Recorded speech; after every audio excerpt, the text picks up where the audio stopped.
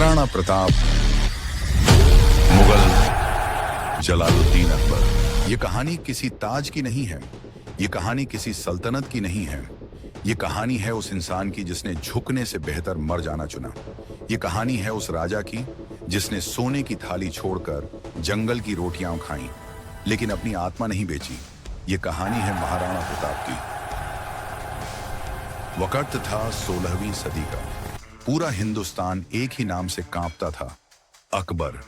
एक एक राजा उसके सामने झुकता जा रहा था, कोई बेटी देकर, कोई ताज देकर, तो कोई अपना जमीर गिरवी रखकर। लेकिन अरावली की पहाड़ियों में एक ऐसा शेर था जो सलाम नहीं करता था। मेवाड़ का राजा महाराणा प्रताप। अकबर का पैगाम आया, प्रताप, हमसे बैर छोड़ दो, दिल्ली के दरबार में आ जाओ, मेवाड़ तुम्हारा रहेगा, शान, दौलत, ताकत सब कुछ मिलेगा। दरबार में सन्नाटा छा गया और तभी महाराणा प्रताप बोले, प्रताप का सर कट सकता है, लेकिन प्रताप कभी झुक नहीं सकता। प्रताप का सिर कट सकता है लेकिन झुक नहीं सकता। यही एक जुमला उनकी पूरी जिंदगी बन गया। इसके बाद जो शुरू हुआ वो सिर्फ जंग नहीं थी, वो एक इम्तिहान था।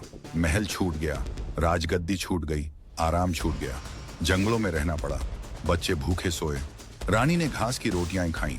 लेकिन महाराणा प्रताप ने कहा, अगर आज झुक गए तो आने वाली नस्लें हमें कभी माफ नहीं करेंगी। और फिर आया वो दिन जिसे इतिहास हल्दी घाटी के नाम से जानता है।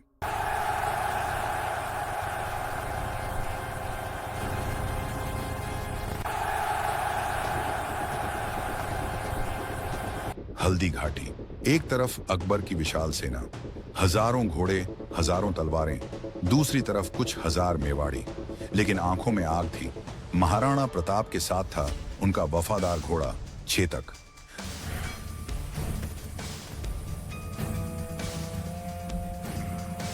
जब जंग शुरू हुई तो धरती कांप उठी, तलवारें टकराईं, खून बहा, आसमान धूल से ढक गया। चेतक बुरी तरह घायल हो चुका था, उसके पैर टूट चुके थे, लेकिन वो रुका नहीं। उसने आखिरी ताकत लगाई, एक लंबी छलांग मारी, अपने राजा को बचाया और वहीं गिर पड़ा। चेतक मर गया।